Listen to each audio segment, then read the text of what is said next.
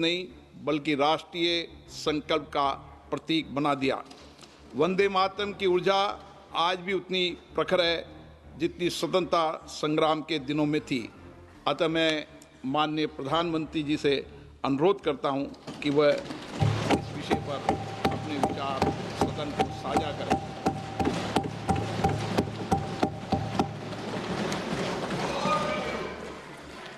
आदरणीय अध्यक्ष महोदय, मैं आपका और सदन के सभी माननीय सदस्यों का हृदय से आभार व्यक्त करता हूं कि हमने इस महत्वपूर्ण अवसर पर एक सामूहिक चर्चा का रास्ता चुना है, जिस मंत्र ने, जिस जयघोष ने देश की आजादी के आंदोलन को ऊर्जा दी थी, प्रेरणा दी थी, त्याग और तपस्या का मार्ग दिखाया था, उस वंदे मातरम का पुण्य स्मरण करना इस सदन में हम सबका ये बहुत बड़ा सौभाग्य है। और हमारे लिए गर्व की बात है कि वंदे मातरम के 150 वर्ष निमित्त इस ऐतिहासिक अवसर के हम साक्षी बन रहे हैं।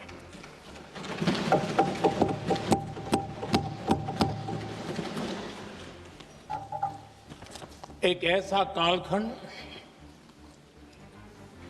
जो हमारे सामने इतिहास की अनगिनत घटनाओं को अपने सामने लेकर के आता है।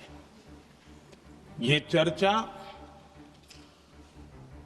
सदन की प्रतिबद्धता को तो प्रकट करेगी, लेकिन आने वाली पीढ़ियों के लिए भी, दर पीढ़ी के लिए भी ये शिक्षा का कारण बन सकती है अगर हम सब मिलकर के इसका सदुपयोग करें तो। आदरणीय अध्यक्ष जी, एक ऐसा कालखंड है जब इतिहास के कई प्रेरक अध्याय फिर से हमारे सामने उजागर हुए हैं। अभी अभी हमने हमारे संविधान के 75 वर्ष गौरवपूर्व मनाए हैं। आज देश सरदार वल्लभ भाई पटेल की और भगवान बिरसा मुंडा की 150वीं जयंती भी मना रहा है। और अभी अभी हमने गुरु तेग बहादुर के 350वां बलिदान दिवस भी मनाया। और आज हम वंदे मातरम की 150 वर्ष निमित्त सदन की एक सामूहिक ऊर्जा को, उसकी अनुभूति करने का प्रयास कर रहे हैं। वंदे मातरम 150 वर्ष की यात्रा अनेक पड़ावों से गुजरी है, लेकिन आदरणीय अध्यक्ष जी, वंदे मातरम का जब 50 वर्ष हुए तब देश गुलामी में जीने के लिए मजबूर था और वंदे मातरम के 100 साल हुए तब देश आपातकाल की जंजीरों में जकड़ा हुआ था।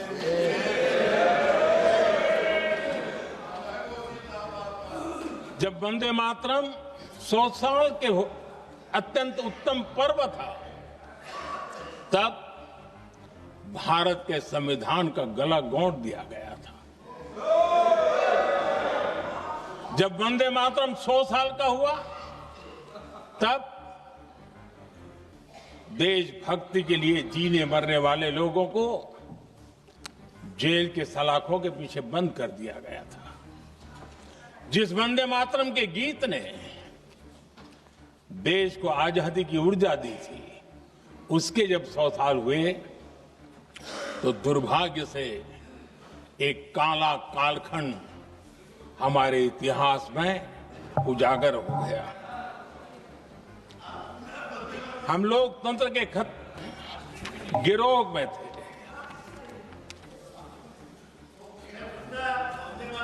आदरणीय अध्यक्ष जी, 150 वर्ष उस महान अध्याय को, उस गौरव को पुनः स्थापित करने का अवसर है और मैं मानता हूं सदन ने भी और देश ने भी इस अवसर को जाने नहीं देना चाहिए।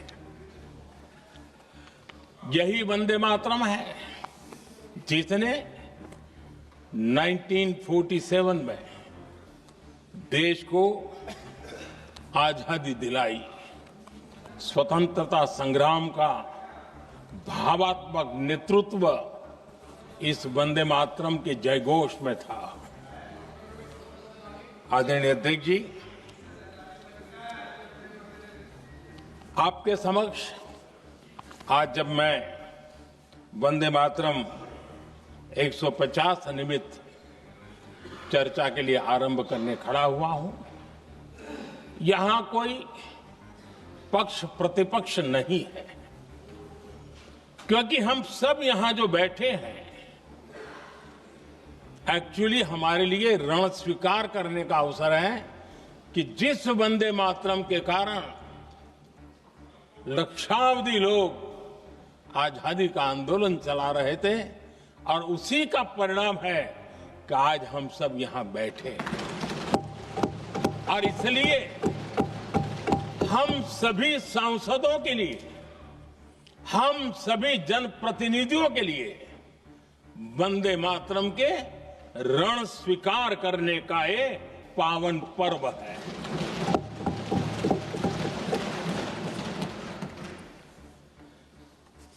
और इससे हम प्रेरणा लेकर के वंदे मातरम की जिस भावना ने देश की आजादी का जंग लड़ा,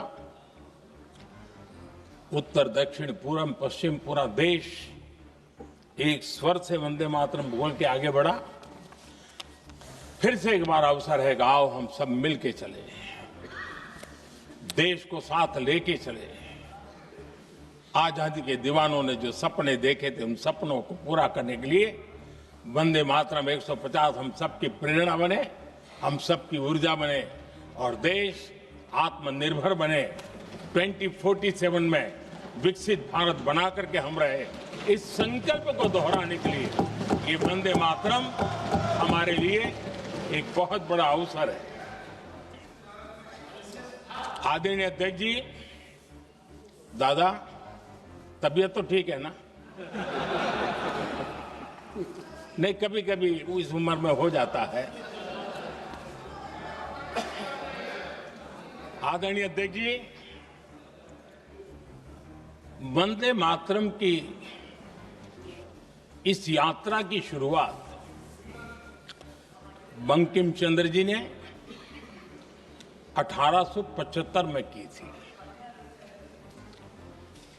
और गीत ऐसे समय लिखा गया था जब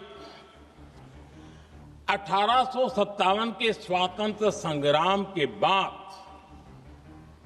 अंग्रेज सल्तनत बौखलाई हुई थी, भारत पर भांति भांति के दबाव डाल रही थी, भांति भांति के जुल्म कर रही थी और भारत के लोगों को मजबूर किया जा रहा था अंग्रेजों के द्वारा। और उस समय उनका जो राष्ट्रीय गीत था, गॉड सेव द क्वीन, इसको भारत में घर घर पहुंचाने का एक षड्यंत्र चल रहा था। ऐसे समय बंकिम दा ने चुनौती दी और ईंट का जवाब पत्थर से दिया।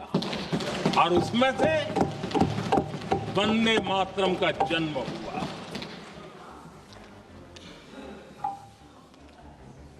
इसके कुछ वर्ष बाद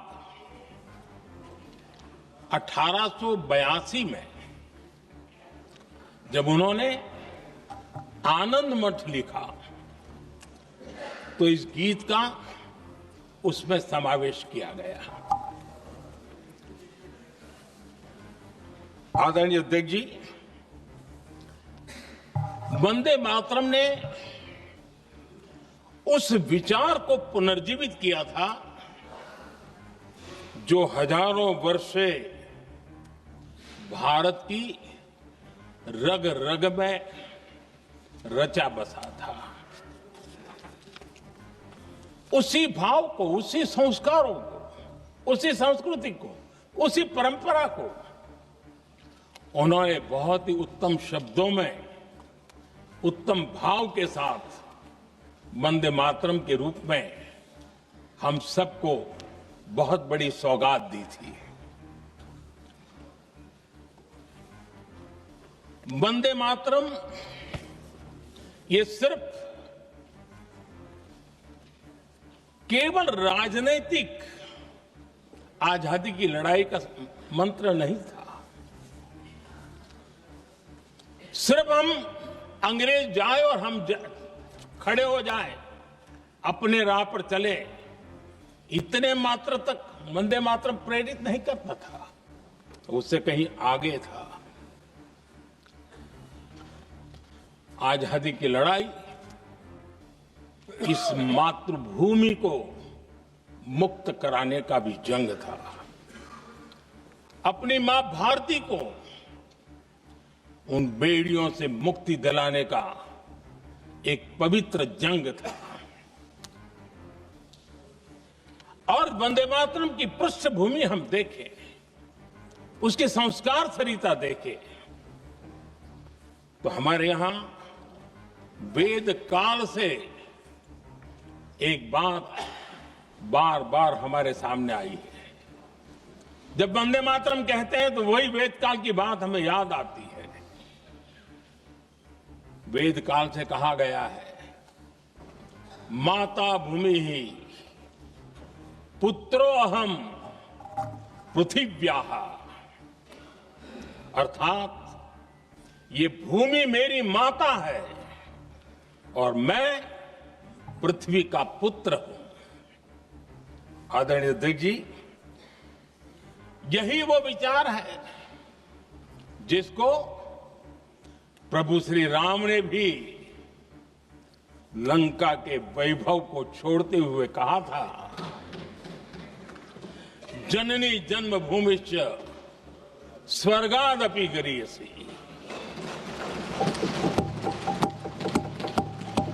वंदे मातरम यही महान सांस्कृतिक परंपरा का एक आधुनिक अवतार है। आदरणीय अध्यक्ष जी, बंकिम दा ने जब वंदे मातरम की रचना की तो स्वाभाविक ही वो स्वतंत्रता आंदोलन का स्वर बन गया। पूरब से पश्चिम, उत्तर से दक्षिण, वंदे मातरम हर भारतीय का संकल्प बन गया। इसलिए वंदे मातरम की स्तुति में लिखा गया था, मातृभूमि स्वतंत्रता की वेदिका पर मदोमय, मातृभूमि स्वतंत्रता की वेदिका पर मोदमय, स्वार्थ का बलिदान है यह शब्द है वंदे मातरम। है सजीवन मंत्र भी यह विश्व विजयी मंत्र भी, शक्ति का आह्वान है यह शब्द वंदे मातरम। उष्ण शोणित से लिखो, वक्षस्थली को चीर कर, वीर का अभिमान है यह शब्द वंदे मातरम आदरणीय अध्यक्ष जी, कुछ दिन पूर्व जब वंदे मातरम 150 का आरंभ हो रहा था तो मैंने उस आयोजन में कहा था, वंदे मातरम हजारों वर्ष की सांस्कृतिक ऊर्जा भी थी, उसमें आजादी का जज्बा भी था और आजाद भारत का विजन भी था।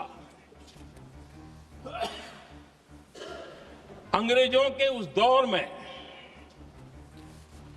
एक फैशन हो गई थी भारत को कमजोर, निकम्मा, आलसी, कर्महीन, इस प्रकार भारत को जितना नीचा दिखा सके ऐसी एक फैशन बन गई थी। और उसमें हमारे यहां भी जिन्होंने तैयार किए थे वो लोग भी वही भाषा बोलते थे। तब बंकिम दा ने उस हीन भावना को भी झकझोरने के लिए और सामर्थ्य का परिचय कराने के लिए वंदे मातरम के भारत के सामर्थ्यशाली स्वरूप को प्रकट करते हुए आपने लिखा था, तम ही दुर्गा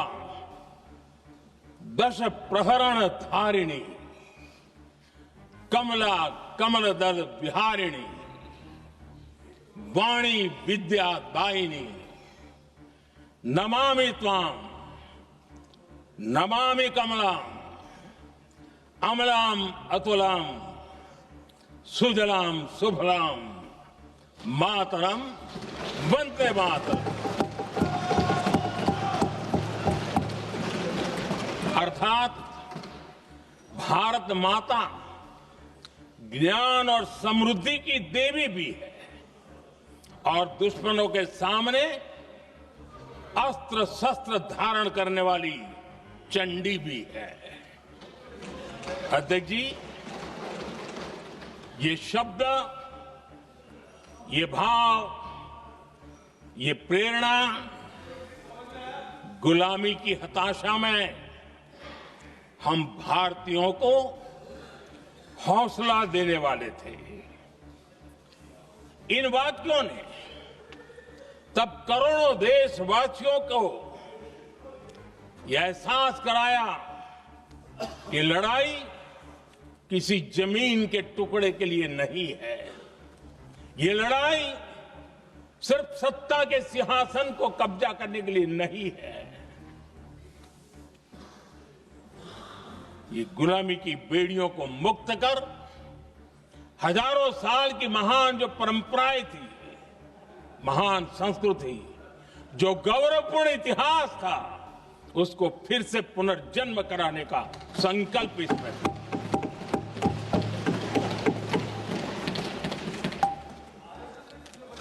आदरणीय अध्यक्ष जी,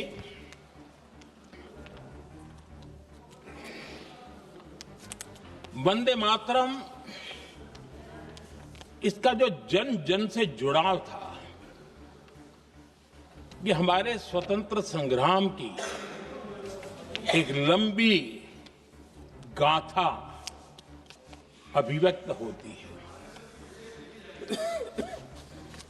आदरणीय अध्यक्ष जी, जब भी जैसे किसी नदी की चर्चा होती है, चाहे सिंधु हो, सरस्वती हो, कावेरी हो, गोदावरी हो, गंगा हो, यमुना हो, उस नदी के साथ एक सांस्कृतिक धारा प्रवाह, एक विकास यात्रा का धारा प्रवाह, एक जन जीवन की यात्रा का प्रवाह उसके साथ जुड़ जाता है। लेकिन क्या कभी किसी ने सोचा है कि आजादी जंग के हर पड़ाव, वो पूरी यात्रा वंदे मातरम की भावनाओं से गुजरता था, उसके तट पर पल्लवित होता था। ऐसा भाव काव्य शायद दुनिया में कहीं उपलब्ध नहीं होगा। आदरणीय अध्यक्ष जी,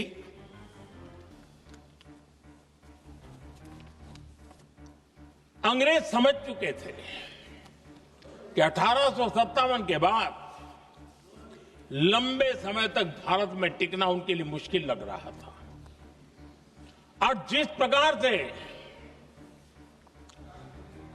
वो अपने सपने लेकर के आए थे, तब उनको लगा कि जब तक भारत को बांटेंगे नहीं, जब तक भारत को टुकड़ों में नहीं बांटेंगे, भारत में ही लोगों को एक दूसरे से लड़ाएंगे नहीं, तब तक यहां राज करना मुश्किल है। और अंग्रेजों ने बांटो और राज करो इस रास्ते को चुना और उन्होंने बंगाल को इसकी प्रयोगशाला बनाया, क्योंकि अंग्रेज भी जानते थे वो एक वक्त था जब बंगाल का बौद्धिक सामर्थ्य देश को दिशा देता था, देश को ताकत देता था, देश को प्रेरणा देता था। और इसलिए अंग्रेज भी चाहते थे कि बंगाल का ये जो सामर्थ्य है वो पूरे देश की शक्ति का एक प्रकार से केंद्र बिंदु है। और इसलिए अंग्रेजों ने सबसे पहले बंगाल के टुकड़े करने की दिशा में काम किया। और अंग्रेजों का मानना था कि एक बार बंगाल टूट गया तो ये देश भी टूट जाएगा और वो यावत चंद्र दिवाकरो राज करते रहेंगे, ये इनकी सोच थी। 1905 में अंग्रेजों ने बंगाल का विभाजन किया, लेकिन जब अंग्रेजों ने 1905 में ये पाप किया तो वंदे मातरम चट्टान की तरह खड़ा रहा। बंगाल की एकता के लिए वंदे मातरम गली गली का नाद बन गया था और वही नारा प्रेरणा देता था। अंग्रेजों ने बंगाल विभाजन के साथ ही भारत को कमजोर करने के बीच और अधिक बोने की दिशा पकड़ ली थी। लेकिन वंदे मातरम एक स्वर एक सूत्र के रूप में अंग्रेजों के लिए चुनौती बनता गया और देश के लिए चट्टान बनता गया। आदरणीय अध्यक्ष जी, बंगाल का विभाजन तो हुआ, लेकिन एक बहुत बड़ा स्वदेशी आंदोलन खड़ा हुआ और तब वंदे मातरम हर तरफ गूंज रहा था। अंग्रेज समझ गए थे कि बंगाल की धरती से निकला बंकिम दा का ये भाव सूत्र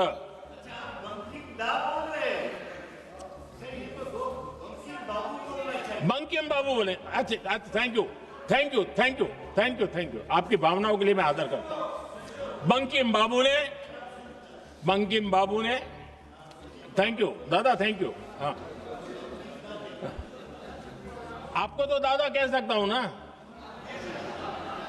वरना उसमें भी आपको इतराज हो जाएगा। बंकिम बाबू ने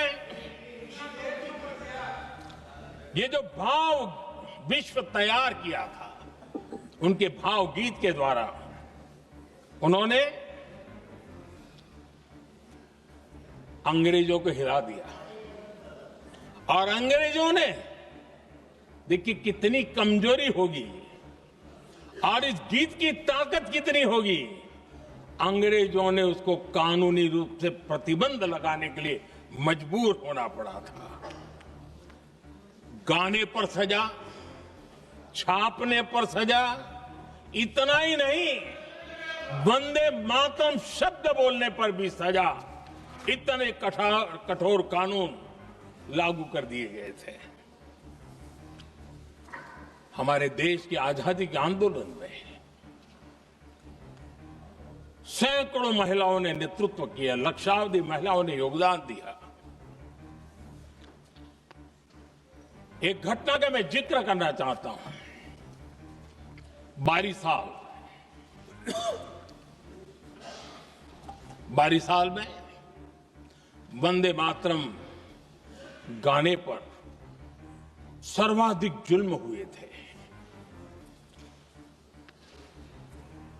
वो 22 साल आज भारत का हिस्सा नहीं रहा है, और उस समय 22 साल की हमारी माताएं, बहनें, बच्चे मैदान में उतरी थी वंदे मातरम के स्वाभिमान के लिए। इस प्रतिबंध के विरोध में लड़ाई के मैदान में उतरी थी। और तब 22 साल की एक वीरांगना श्रीमती सरोजिनी बोस, जिन्होंने उस जमाने में वहां की भावना को देखिए, और उन्होंने कहा था कि वंदे मातरम जो प्रतिबंध लगा है, जब तक ये प्रतिबंध नहीं हटता है, मैं अपनी चूड़ियां जो पहनती हूं निकाल दूंगी। भारत में वो एक जमाना था, चूड़ी निकालना यानी महिला के जीवन की बहुत बड़ी घटना हुआ करती। लेकिन उनके लिए वंदे मातरम की वो भावना थी। उन्होंने अपनी सोने की चूड़ियां, जब तक वंदे मातरम प्रतिबंध नहीं हटेगा मैं दोबारा नहीं धारण करूंगी, ऐसा बड़ा व्रत ले लिया था। हमारे देश के बालक भी पीछे नहीं रहे थे। उनको कोड़े की सजा होती थी, छोटी छोटी उम्र में उनको जेल में बंद कर दिया जाता। और उन दिनों खास करके बंगाल की गलियों में लगातार वंदे मातरम के लिए प्रभात फेरियां निकलती थी। अंग्रेजों के नाको दम कर दिया था। और उस समय गीत गूंजता था बंगाल में, जाए जाबे जीवनो चोले, जाए जाबे जीवनो चोले, जोगो तो माजे तोमार काजे, वंदे मातरम बोले। अर्थात हे मां, संसार में तुम्हारा काम करते और वंदे मातरम कहते जीवन भी चला जाए तो वो जीवन भी धन्य है। ये बंगाल की गलियों में बच्चे कह रहे हैं। ये गीत उन बच्चों की हिम्मत का स्वर था, और उन बच्चों की हिम्मत ने देश को हिम्मत दी थी। बंगाल की गलियों से निकली आवाज देश की आवाज बन गई थी।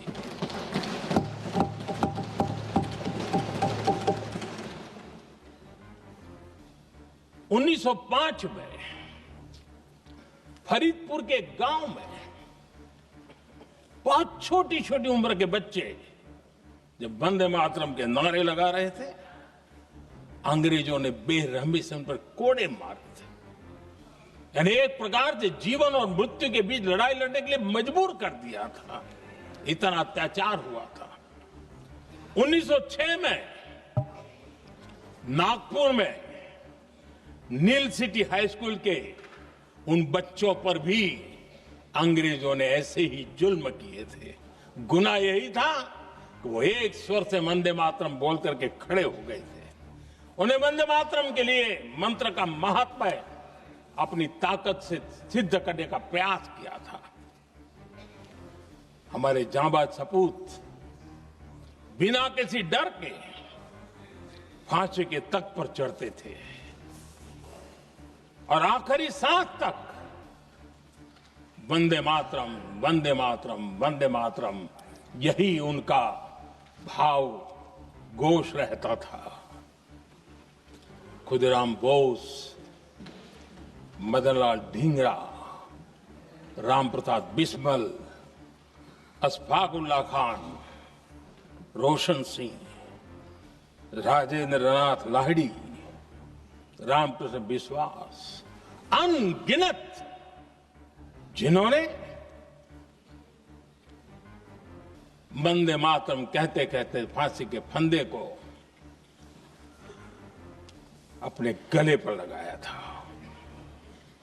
लेकिन देखिए, ये अलग अलग जेलों में होता था, अलग अलग इलाकों में होता था। प्रक्रिया करने वाले चेहरे अलग थे, लोग अलग थे, जिन पर जुल्म हो रहा था उनकी भाषा भी अलग थी। लेकिन एक भारत श्रेष्ठ भारत, इन सब का मंत्र एक ही था, वंदे मातरम।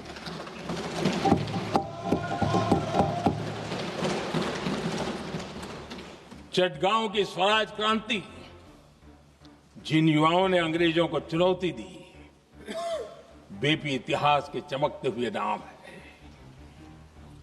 हरगोपाल बाल, पुलिन विकास घोष, त्रिपुर सेन, इन सब ने देश के लिए अपना बलिदान दिया। मास्टर सूर्यसेन को 1934 में जब फांसी दी गई, तब उन्होंने अपने साथियों को एक पत्र लिखा और पत्र में एक ही शब्द की गूंज थी और वो शब्द था वंदे मातरम।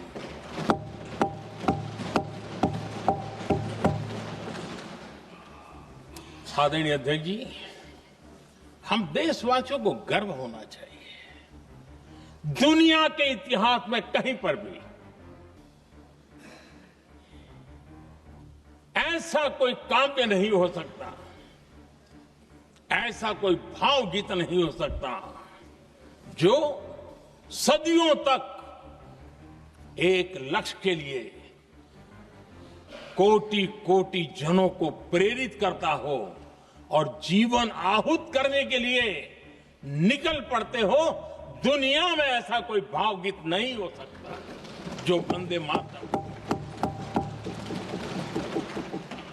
पूरे विश्व को पता होना चाहिए कि गुलामी के कालखंड में भी ऐसे लोग हमारे यहां पैदा होते थे जो इस प्रकार के भावगीत की रचना कर सकते थे।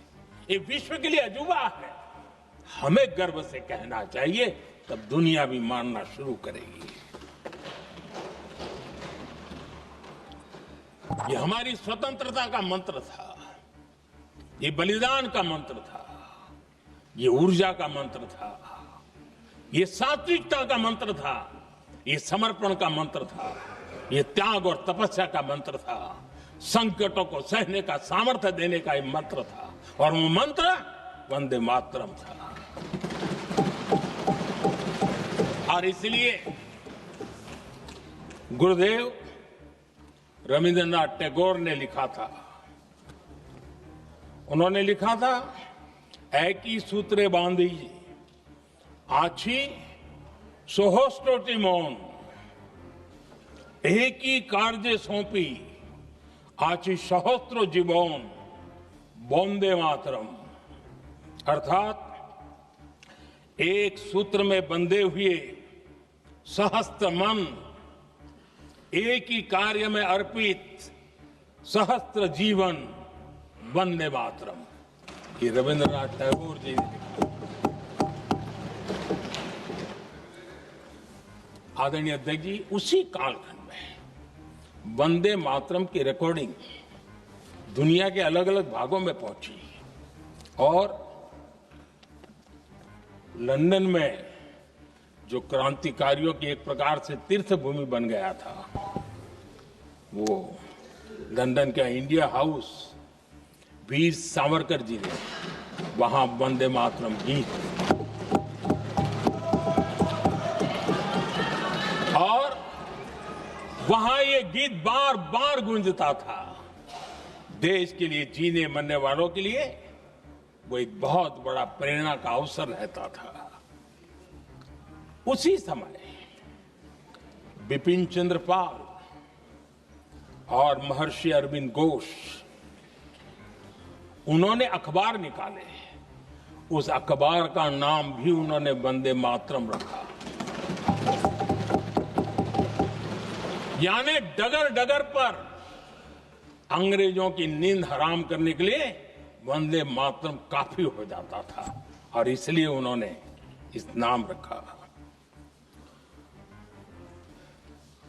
अंग्रेजों ने अखबारों पर रोक लगा दी तो मैडम भीकाजी कामा ने पेरिस में एक अखबार निकाला और उसका नाम उन्होंने वंदे मातरम रखा। आदरणीय अध्यक्ष जी, वंदे मातरम ने भारत को स्वावलंबन का रास्ता भी दिखाया। उस समय माचिस की डिबिया, मैच बॉक्स, वहां से लेकर के बड़े बड़े शिप, उस पर भी वंदे मातरम लिखने की परंपरा बनी और बाहरी कंपनियों को चुनौती देने का एक माध्यम बन गया, स्वदेशी का एक मंत्र बन गया। आजादी का मंत्र स्वदेशी के मंत्र की तरफ विस्तार होता गया। आदरणीय अध्यक्ष जी, मैं एक और घटना का जिक्र भी करना चाहता हूं। 1907 में जब वीओ चिदम्बरम पिल्लाई उन्होंने स्वदेशी कंपनी का जहाज बना तो उस पर भी लिखा था वंदे मातरम।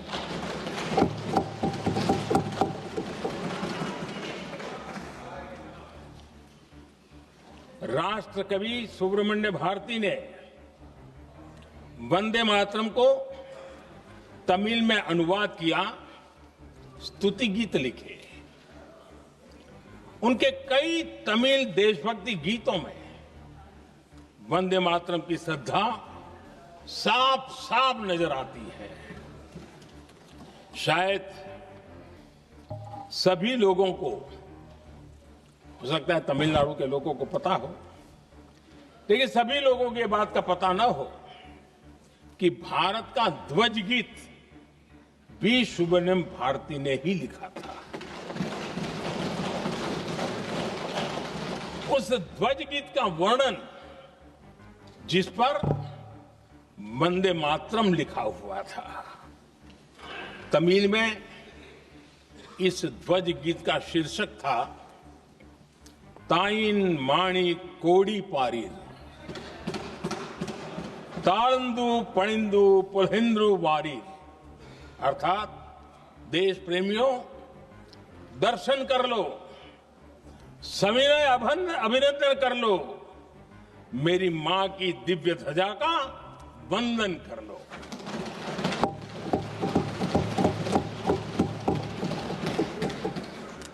आदरणीय अध्यक्ष महोदय, मैं आज इस सदन में वंदे मातरम पर महात्मा गांधी की भावनाएं क्या थी वो भी रखना चाहता हूं। दक्षिण अफ्रीका से प्रकाशित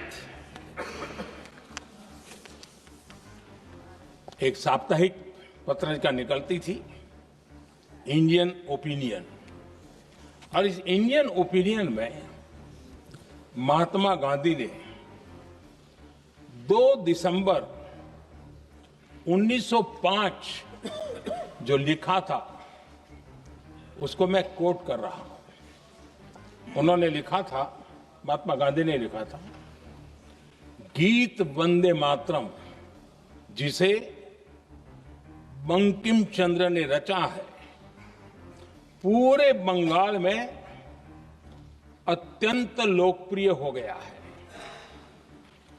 स्वदेशी आंदोलन के दौरान बंगाल में विशाल सभाएं हुई जहां लाखों लोग इकट्ठा हुए और बंकिम का यह गीत गाया। गांधी जी आगे लिखते हैं, ये बहुत महत्वपूर्ण है, वो लिखते हैं, ये 1905 की बात है। उन्होंने लिखा, यह गीत इतना लोकप्रिय हो गया है जैसे ये हमारा नेशनल एंथम बन गया है।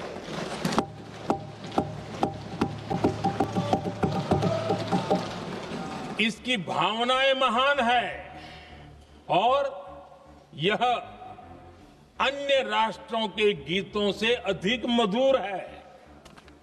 इसका एकमात्र उद्देश्य हम में देशभक्ति की भावना जगाना है। यह भारत को मां के रूप में देखता है और उसकी स्तुति करता है।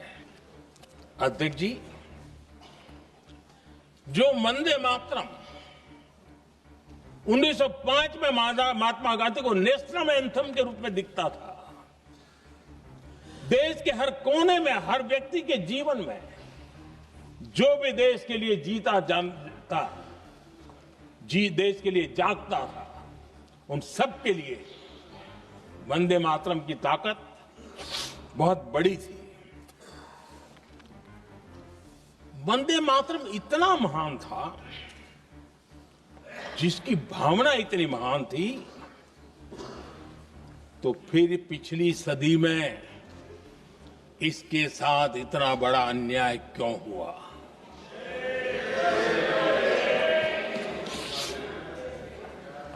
वंदे मातरम के साथ विश्वासघात क्यों हुआ?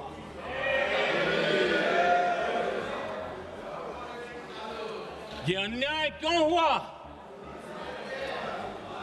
वो कौन सी ताकत थी जिसकी इच्छा खुद पूज्य बापू की भावनाओं पर भी भारी पड़ गई, जिसने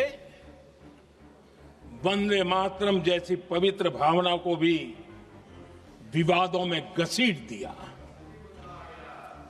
मैं समझता हूं कि आज जब हम वंदे मातरम के 150 वर्ष का पर्व मना रहे हैं, चर्चा कर रहे हैं, तो हमें उन परिस्थितियों को भी हमारी नई पीढ़ियों को जरूर बताना हमारा दायित्व है, जिससे के वजह से वंदे मातरम के साथ विश्वासघात किया गया। वंदे मातरम के प्रति मुस्लिम लीग की विरोध की राजनीति तेज होती जा रही थी। मोहम्मद अली जिन्ना ने लखनऊ से 15 अक्टूबर 1937 को वंदे मातरम के विरुद्ध का नारा बुलंद किया। फिर कांग्रेस के तत्कालीन अध्यक्ष जवाहरलाल नेहरू को अपना सिंहासन डोलता दिखा। बजाय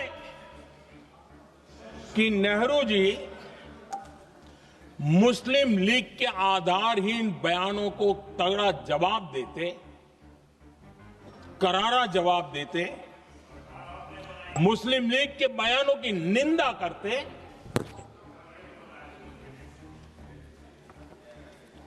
और वंदे मातरम के प्रति खुद की भी और कांग्रेस पार्टी की भी निष्ठा को प्रकट करते हैं।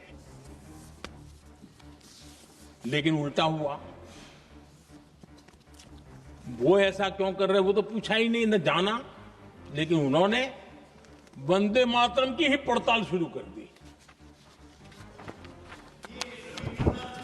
जिन्ना के विरोध के 5 दिन बाद ही 20 अक्टूबर को नेहरू जी ने नेताजी सुभाष बाबू को चिट्ठी लिखी। उस चिट्ठी में जिन्ना की भावना से नेहरू जी अपनी सहमति जताते हुए कि वंदे मातरम की, ये जो उन्होंने सुभाष बाबू को लिखा है, वंदे मातरम की आनंद मठ वाली पृष्ठभूमि मुसलमानों को इरिटेट कर सकती है। मैं नेहरू जी का कोट पढ़ता हूं। नेहरू जी कहते हैं, मैंने वंदे मातरम गीत का बैकग्राउंड पढ़ा है। नेहरू जी फिर लिखते हैं, मुझे लगता है कि ये जो बैकग्राउंड है इससे मुस्लिम भड़केंगे। साथियों, इसके बाद कांग्रेस की तरफ से बयान आया कि 26 अक्टूबर से कांग्रेस कार्य समिति की एक बैठक कोलकाता में होगी, जिसमें वंदे मातरम के उपयोग की समीक्षा की जाएगी। बंकिम बाबू का बंगाल, बंकिम बाबू का कोलकाता, और उसको चुना गया और वहां पर समीक्षा करना तय किया। पूरा देश हतप्रभ था, पूरा देश हैरान था। पूरे देश में देशभक्तों ने इस प्रस्ताव के विरोध में देश के कोने कोने में प्रभात फेरियां निकाली, वंदे मातरम गीत गाया। लेकिन देश का दुर्भाग्य कि 26 अक्टूबर को कांग्रेस ने वंदे मातरम पर समझौता कर लिया।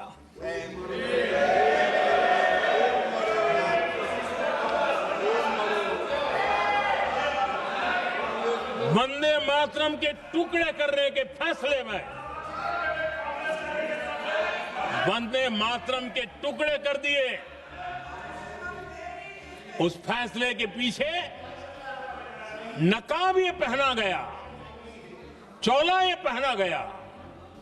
ये तो सामाजिक सद्भाव का काम है। लेकिन इतिहास इस बात का गवाह है कि कांग्रेस ने मुस्लिम लीग के सामने घुटने टेक दिए और मुस्लिम लीग के दबाव में किया। और कांग्रेस का ये तुष्टीकरण की राजनीति को साधने का एक तरीका था। आदरणीय अध्यक्ष जी, तुष्टीकरण की राजनीति के दबाव में कांग्रेस वंदे मातरम के बंटवारे के लिए झुकी। इसलिए कांग्रेस को एक दिन भारत के बंटवारे के लिए झुकना पड़ा।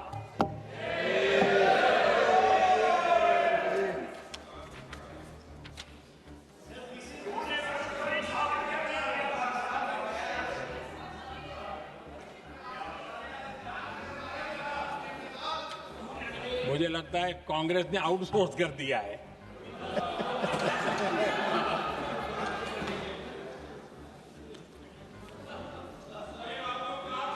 दुर्भाग्य से कांग्रेस की नीतियां वैसी की वैसी थी है, और इतना ही नहीं, आईएनसी चलते चलते एमएमसी हो गया है।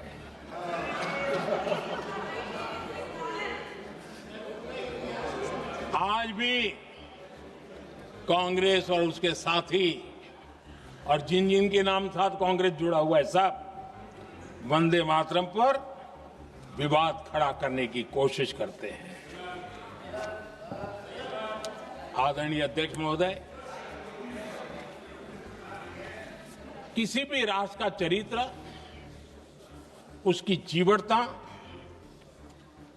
उसके अच्छे कालखंड से ज्यादा जब चुनौतियों का कालखंड होता है,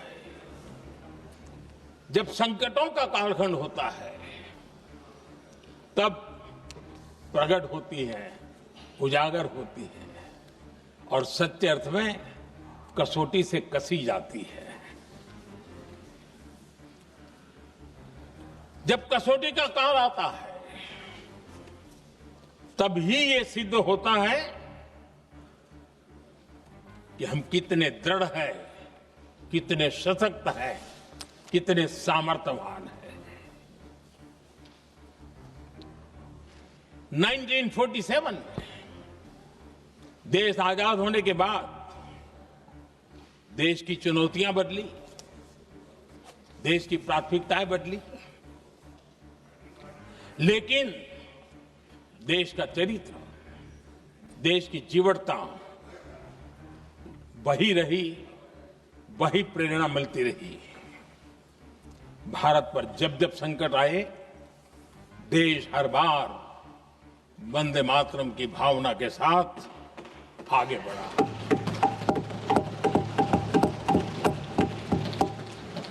बीच का कालखंड कैसा गया जाने दो, लेकिन आज भी 15 अगस्त 26 जनवरी की जब बात आती है, हर घर तिरंगा की बात आती है, चारों तरफ भाव दिखता है, तिरंगे झंडे फहरते हैं।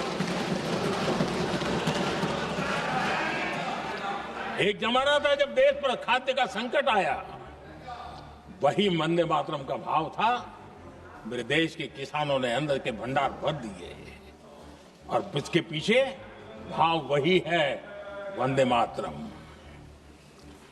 जब देश की आजादी को कुचलने की कोशिश हुई, संविधान के पीठ पे छुरा भोंक दिया गया, आपातकाल थोप दिया गया, यही वंदे मातरम की ताकत थी कि देश खड़ा हुआ और परास्त करके रहा। देश पर जब भी युद्ध थोपे गए, देश को जब भी संघर्ष की नौबत आई, यही वंदे मातरम का भाव था। देश का जवान सीमाओं पर अड़ गया और मां भारती का झंडा फहराता रहा, विजय श्री प्राप्त कर। कोरोना जैसे वैश्विक महासंकट आया, यही देश उसी भाव से खड़ा हुआ, उसको भी परास्त करके आगे बढ़ गया। आदरणीय अध्यक्ष जी, यह राष्ट्र की शक्ति है, यह राष्ट्र को भावनाओं से जोड़ने वाला सामर्थ्यवान एक ऊर्जा प्रवाह है, ये चेतना प्रवाह है, ये संस्कृति की अविरल धारा का प्रतिबिंब है, उसका प्रकटीकरण है। ये वंदे मातरम हमारे लिए सिर्फ स्मरण करने का काल नहीं, एक नई ऊर्जा, नई प्रेरणा का लेने का काल बन जाए, और हम उसके लिए प्रति समर्पित होते चले। और मैंने पहले कहा, हम लोगों पर तो कर्ज है वंदे मातरम का। वही वंदे मातरम है जिसने वो रास्ता बनाया, जिस रास्ते से हम यहां पहुंचे हैं, और इसलिए हमारा कर्ज बनता है।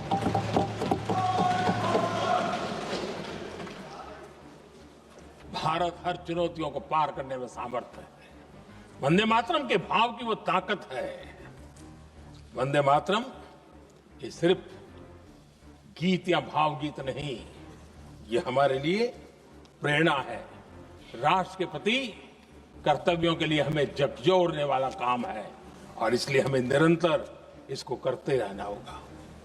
हम आत्मनिर्भर भारत का सपना लेकर के चल रहे हैं, इसको पूरा कर रहे हैं। वंदे मातरम हमारी प्रेरणा है। हम स्वदेशी आंदोलन को ताकत देना चाहते हैं। समय बदला होगा, रूप बदले होंगे, लेकिन पूज्य गांधी ने जो भाव व्यक्त किया था, उस भाव की ताकत आज भी मौजूद है, और वंदे मातरम हमें जोड़ता है। देश के महापुरुषों का सपना था स्वतंत्र भारत का। देश की आज की पीढ़ी का सपना है समृद्ध भारत का। आजाद भारत का सपने को सिंचा था वंदे भारत की भावना है, वंदे मातरम की भावना ने। समृद्ध भारत के सपने को सींचेगा वंदे मातरम की भावना। उसी भावना को लेकर के हमें आगे चलना है, और हमें आत्मनिर्भर भारत बनाना। 2047 में देश विकसित भारत बन के रहे। अगर आजादी के 50 साल पहले कोई आजाद भारत का सपना देख सकता था, तो 25 साल पहले हम भी तो समृद्ध भारत का सपना देख सकते हैं, विकसित भारत का सपना देख सकते हैं, और इस सपने के लिए अपने आप को खपा भी सकते हैं। इसी मंत्र, इसी संकल्प के साथ वंदे मातरम हमें प्रेरणा देता रहे। वंदे मातरम का हम रण स्वीकार करें, वंदे मातरम की भावना को लेकर के चले, देशवासियों को साथ लेकर के चले, हम सब मिलकर के चले, इस सपने को पूरा करें। इसी एक भाव के साथ ये चर्चा का आज आरंभ हो रहा है। मुझे पूरा विश्वास है कि दोनों सदनों में देश के अंदर वो भाव भरने वाला कारण बनेगा, देश को प्रेरित करने वाला कारण बनेगा, देश की नई पीढ़ी को ऊर्जा देने का कारण बनेगा। इन्हीं शब्दों के साथ आपने मुझे अवसर दिया, मैं आपका बहुत बहुत आभार व्यक्त करता हूं। बहुत बहुत धन्यवाद। वंदे मातरम।